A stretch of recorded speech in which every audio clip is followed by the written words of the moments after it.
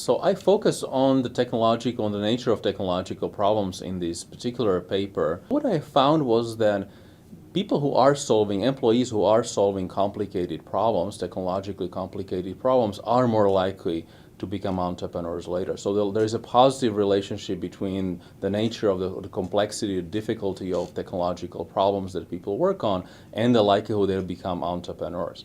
So what I also found, and it was an interesting finding, that the effect for mobility or movements across existing firms, so whether people become attractive hires to other competitors other established firms, other competitors in the same industry, actually goes down.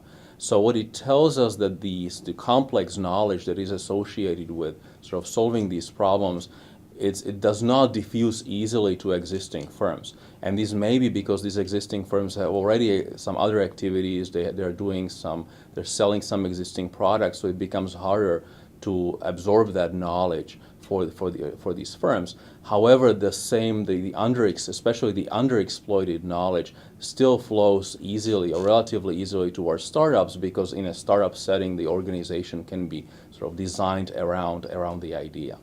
So there is a discrepancy. So working on more complex problems increases the likelihood that individuals start their own firms, but it decreases the likelihood that they are moving across existing firms within the industry. So the lateral movement is lower. When people are thinking about being entrepreneurial, and maybe they are thinking about working for some other firm before they become entrepreneurs, I sort of see that with a lot of interactions with my student. It becomes, okay, in the meantime, I need to make some money, I need to sort of earn something, and then maybe save, and a little bit down the road, a couple years down the road, I can start my own firm.